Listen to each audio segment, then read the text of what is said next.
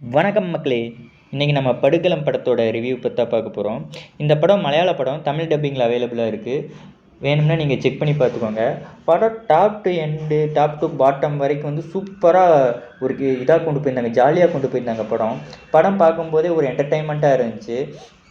ஒரு சிம்பிளான ஒரு ஸ்டோரி. நம்ம ஆல்ரெடி போகன்னு சொல்லிட்டு ஒரு படம் பார்த்துப்போம், ஜெயம் ரவியோட படம். அந்த படத்தோட ஒரு மாடர்ன் வெர்ஷன்லேயே சொல்லலாம். என்ன இது காலேஜுக்குள்ளே நடக்கிற மாதிரி ஒரு விஷயம் இருந்துச்சு.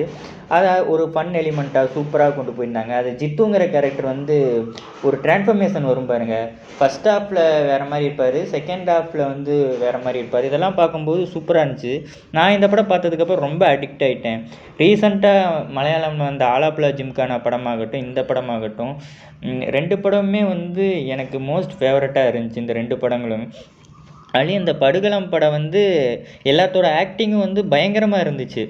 ஒரு ஜித்துவோட ஆக்டிங் ஆகட்டும், அந்த 2 ப்ரொஃபஸர் இருப்பாங்க அவங்களோட ஆக்டிங் ஆகட்டும், 3 பேருமே வந்து ஒரு போட்டி போட்டு நடிச்சிருந்தாங்கன்னே சொல்லலாம். அந்த அளவுக்கு ஒரு பர்ஃபார்மன்ஸை வாங்கியிருந்தாங்க படுகளம் படத்தில். நீங்கள் இந்த படத்தை பற்றி என்ன நினைக்கிறீங்க அப்படின்னு சொல்லிட்டு கமெண்ட் பண்ணுங்கள். உங்களுக்கு இந்த படம் எந்த அளவுக்கு பிடிச்சிருந்துச்சி, உங்களுக்கு சாட்டிஸ்ஃபை ஆச்சா அப்படின்னு சொல்லிட்டு கமெண்ட் பண்ணுங்கள்.